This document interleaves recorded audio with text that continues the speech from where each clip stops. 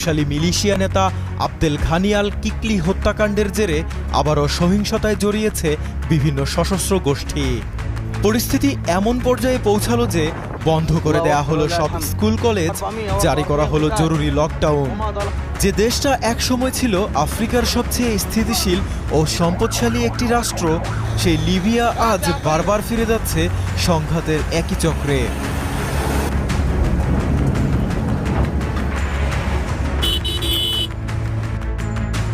Libya ছিল তেল আর গ্যাসের এক সমৃদ্ধ ভূখণ্ড, আফ্রিকার সবচেয়ে ধনী দেশগুলোর একটি।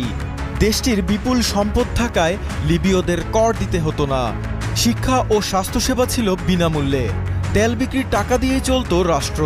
তখন মধ্যপ্রাচ্য সহ গোটা বিশ্বের শ্রমিকদের জন্য লিবিয়া ছিল একটি স্বপ্নের গন্তব্য।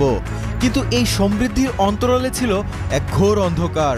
সেই অন্ধকারের কেন্দ্রে ছিলেন মুয়াম্মার গাদ্দাফি।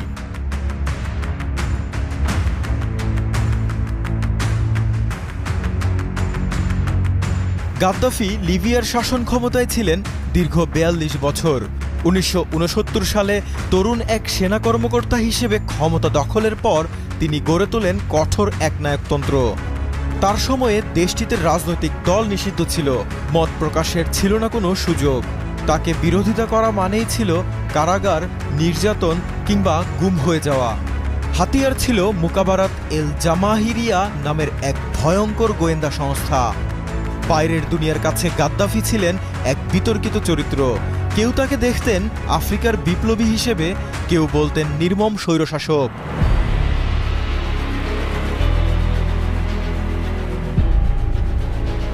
কিন্তু ইতিহাসের পথ কখনো সোজা নয়।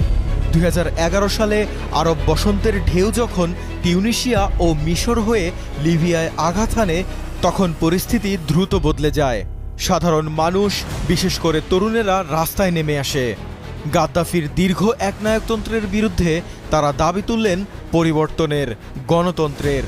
প্রতিবাদ আর বিক্ষোভ দমন করতে গিয়ে গাদ্দাফি বাহিনী কঠোর হয়ে ওঠে।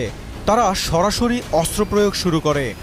এটাই ছিল পশ্চিমা বিশ্বসহ আন্তর্জাতিক সম্প্রদায়ের জন্য লিবিয়ায় হস্তক্ষেপ করার এক মোক্ষম সুযোগ।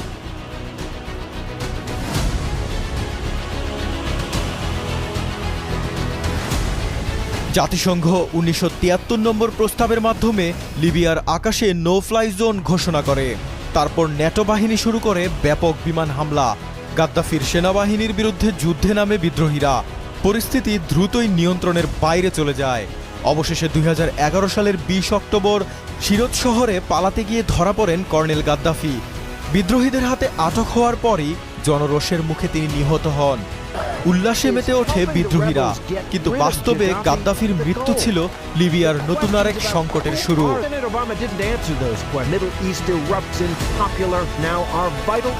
গাদ্দাফির পতনের পর লিবিয়া বিভক্ত হয়ে পড়ে। হঠাৎ ক্ষমতার শূন্যতায় শত শত মিলিশিয়া গোষ্ঠী অস্ত্র হাতে বিভিন্ন এলাকার নিয়ন্ত্রণ নিতে শুরু করে। একে একে বিভিন্ন অঞ্চল ও শহর এক একটি সশস্ত্র গোষ্ঠীর হাতে চলে যায়। যার হাতে যত অস্ত্র, তার ক্ষমতা তত বেশি। দেশের নিয়মিত সেনাবাহিনী ভেঙে পড়ে। দেশটির অর্থনীতির মূল চালিকা শক্তি, তেল ক্ষেত্রগুলোর নিয়ন্ত্রণ চলে যায় স্থানীয় সশস্ত্র মিলিশিয়াদের হাতে। বাড়ে অস্ত্রের চোরাচালান। সীমান্তে মানব পাচারের এক ভয়ঙ্কর ব্যবসা বিস্তার লাভ করে দেশটিতে।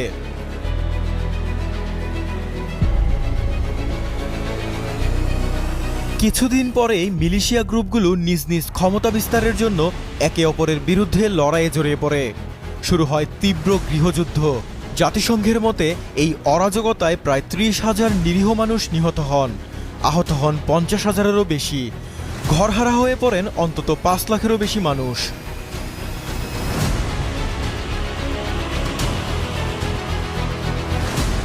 (২০১৪) সালে দেশটিতে স্থায়ী হয় দুই প্রতিদ্বন্দ্বী সরকার।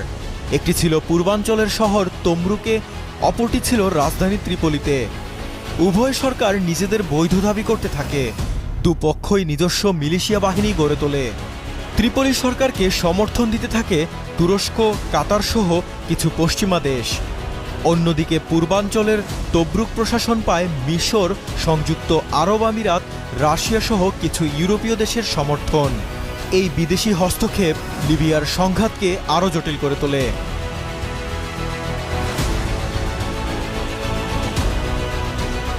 2015 সালে জাতিসংঘের উদ্যোগে জাতীয় ঐক্যের সরকার জিএনএ নামে একটি প্রশাসন গঠিত হলেও পূর্বাঞ্চলের বাহিনী এলএনএ সেটিকে প্রত্যাখ্যান করে। সংঘাত চলতেই থাকে, বারবার শান্তি আলোচনায় বসলেও কোনো উদ্যোগই সফল হয়নি। দেশটিতে একের পর এক যুদ্ধবিরতি ঘোষণা করা হয়, কিন্তু স্থায়ী শান্তি আর প্রতিষ্ঠা হয়নি।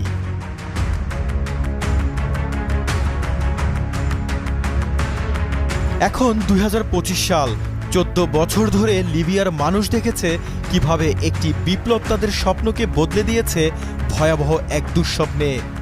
একদিকে পশ্চিমা দেশগুলোর ব্যর্থ সামরিক হস্তক্ষেপ, অন্যদিকে অভ্যন্তরীণ শক্তিগুলোর ক্ষমতার লড়াই, আর এসবের মধ্যে আটকা পড়েছেন সাধারণ লিবীয়রা।